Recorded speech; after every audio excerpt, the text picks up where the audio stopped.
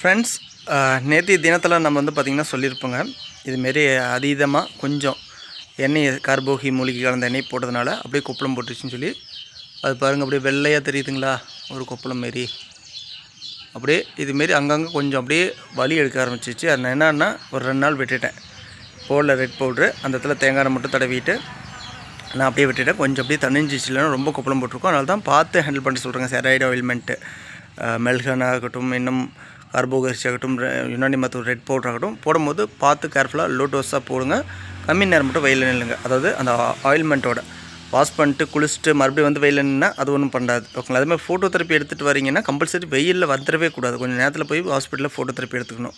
அல்லது மார்னிங் ஈவினிங்கில் மட்டும் ஃபோட்டோ தெரப்பி மேண்டா நீங்கள் அமேசான் ஃப்ளிப்கார்ட்லேருந்து வாங்கி யூஸ் பண்ணுறீங்க ஆன்லைனில் அப்படின்னா காலையில் மாலையில் யூஸ் பண்ணுங்கள். மதியத்தில் இருக்குது ஃபோட்டோ தெரப்பி யூஸ் பண்ணிடாதீங்க. டாக்டர்கிட்ட அதெல்லாம் கன்சல்ட் பண்ணிட்டு யூஸ் பண்ணணும் ஃபோட்டோ தெரப்பி. மற்றபடி பாருங்கள், நல்லாவே ஒரு சின்ன கொப்பளம், ஆனால் செம்மையாக சுருக்குன்னு வலிக்கும். எண்ணெயில் அல்லது ஆசிட்டு இப்படி நம்ம பாதித்த ஸ்கின் எப்படி பெயின் தருமோ அந்த பெயினை தரும். அதனால தான் பார்த்து கேர்ஃபுல்லாக, அதுவும் இளம் பிள்ளைகளுக்கு, பெண் பிள்ளைகளுக்கெல்லாம் பார்த்து கேர்ஃபுல்லாக போடுங்க. வெயில் படாத இடங்களில் போட வேண்டாம், ரொம்ப அலர்ஜி ஆயிரும். ஓகேங்களா? அதேமாரி நல்லா அரும்பை உதட்டுக்கும் மேலே ஏறிட்டு வருதுங்க, நல்லா குணமாகுது. ஆனால் கொஞ்சம் சூடு தூக்கி விட்டுருச்சு, கொஞ்சம் ஹையாக போட்டேன், வேறு ஒன்றும் இல்லை. ஓகேங்களா? கொஞ்சம் அதிக நேரமும் நின்றுட்டேன். அதுதான்.